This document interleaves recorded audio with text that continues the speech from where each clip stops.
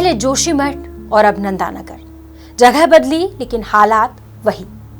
अपने पुश्तैनी घरों को छोड़ने का दर्द, पुरखों की जमीन से दरबदर होने का दर्द, आंखों के सामने खट्टी मीठी यादों के दरारों में समाने का दर्द। कोई अपनी दुकान टूटते देख रहा है, कोई पैतृक घर दरारों में बिखरता देख रहा है। महिलाएं बच्चों को संभाल रही हैं और बुजुर्ग पूछ रहे हैं, अब हम कहां जाएं?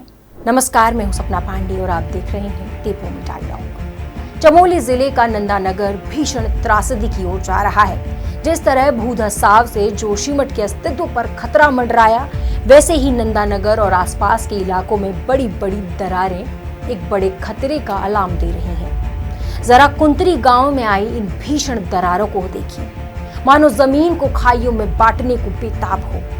जहां जमीन धंसने से कई घरों में गहरी दरारें पड़ गईं, एक भवन पूरी तरीके से जमीन में समा गया, 3 गौशालाएं मलबे में दब गईं और 16 घर खतरे की जद में हैं। 64 लोग अपने घर छोड़कर राहत शिविरों में जाने को मजबूर हैं। नंदानगर के बैंड बाजार में भी कमोवेश यही स्थिति है। यहाँ दुकानें, मकान, गौशालाएं खतरे की जद में हैं। ऊपर से उफनाती नंदाकिनी का शोर अनजाना सा डर पैदा कर रहा है। न जाने कब सब कुछ बहकर नदी में चला जाए। एहतियात के तौर पर नंदानगर क्षेत्र से 60 से 70 परिवारों का विस्थापन किया जा रहा है। राहत शिविरों में ठहराया जा रहा है। अपनी जमीन को दरकता देखकर ग्रामीण भावुक हैं, लोग बेबस हैं। अपनी आंखों के सामने पुश्तैनी घर को छोड़ते हुए अपनी रोजी रोटी को दरारों के साए में देखते हुए। लेकिन सवाल यह है, क्या यह हादसा नया है? और जवाब है नहीं। जोशीमठ भूधसाव ने दुनिया का ध्यान खींचा था।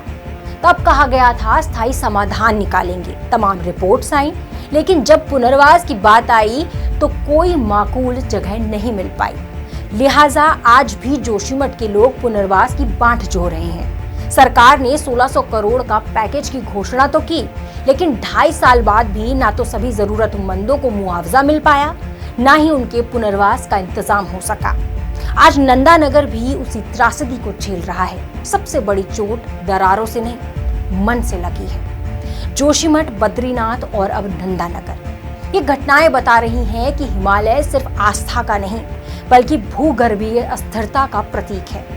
अनियंत्रित सड़क निर्माण, पेड़ों की कटाई, बेतरतीब शहरीकरण, नदी किनारे बसने की चाहत और बिना अध्ययन के हाइड्रो प्रोजेक्ट, ये सब घटनाएं उत्तराखंड में लगातार आपदाओं को दावत दे रही हैं। अब सवाल है, आखिरकार क्या किया जाए? सबसे बड़ी और सबसे पहली जरूरत है आपदा के लिहाज से संवेदनशील क्षेत्रों के त्वरित सर्वे की। उसके बाद दीर्घकालिक पुनर्वास योजना की, स्थानीय लोगों को आपदा प्रबंधन का प्रशिक्षण देने की और हर तरह के बेतरतीब निर्माण पर रोक लगाने की। और ये काम अकेले राज्य सरकार के बस का नहीं है। इसमें केंद्र सरकार को आगे आना होगा। राज्य सरकार को केंद्र से एक सशक्त पुनर्वास पैकेज मांगना होगा। सरकार कुछ भी करे, लेकिन अपने लोगों को यूं ही दरारों में समाने के लिए कतई छोड़ा नहीं जा सकता। नंदानगर का भूधसाव सिर्फ एक हादसा नहीं है, ये चेतावनी है। अगर हमने अब विकास और पर्यावरण का संतुलन नहीं बनाया, तो आने वाली पीढ़ियां दरारों और मलबे में ही अपना भविष्य देखती रह जाएंगी।